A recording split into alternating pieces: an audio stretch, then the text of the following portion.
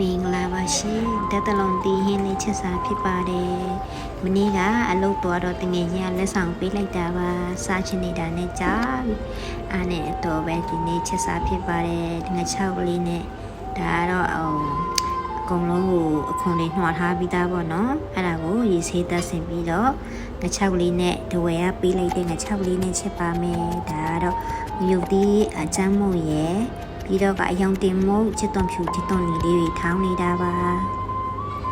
ကတော့ရေဆေးတက်ဆင်ပြီးတော့ငါ6ကလေး3လေးတုံးပြီးတော့ချက်ပါမယ်ပြီးတာနဲ့ဒါကခုနထောင်းထားတဲ့မြုပ်တီးချောင်းလေးပါစနေမုံအနှဲငယ်အချိုမုံစီအနှဲငယ်ဒါတော့ခဏကြက်သားမုံအတုံးလေးပေါ့နော်မချောက်ကငန်းနေဆိုလို့လေငန်းပြရီတို့စားတို့အရင်မထည့်ရဘူးပေါ့နော်ဘာလို့ဆိုတော့အရသာငန်းမှာဆိုလို့နောက်မှမြည်ပြီးထည့်ပါမယ်အကုန်လုံးကိုလုံးချက်လေးချက်မယ်ပေါ့နော်ဒီလိုလေးရေလေးနည်းနည်းထည့်ပြီးတော့လုံးပြီးတော့အဖုံးလေးအုပ်ပြီးတော့ခဏလေးချက်ထားပေးမယ်ပေါ့နော်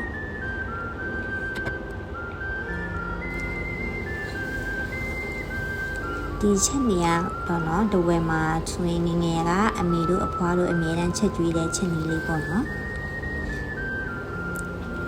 ဒါကတော့နည်းနည်းလေးလုံးလာပြီပေါ့နော်ရေလေးနည်းနည်းထည့်ပြီးတော့လုံးထားတာပြီးတော့သူ့ကိုနောက်တစ်ခါရေများများထပ်ထည့်ပြီးတော့ထပ်ချက်ပါမယ်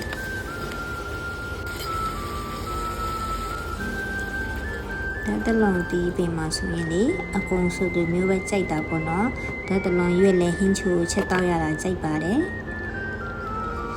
ဒါကတော့ဒုတိယတစ်ချိန်ရေးထည့်ပြီးတော့ရလာတဲ့အနေထားလေးပါအရသာပုံငံမြည်ပါမယ်နော်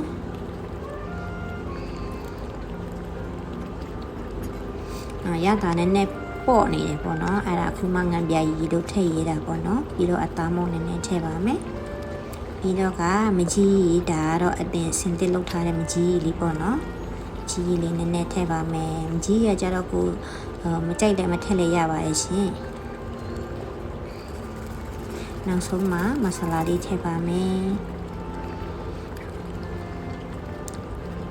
ပြန်မွေးတဲ့ဓာတ်တလုံးဟင်းလေးရပါပြီရှင်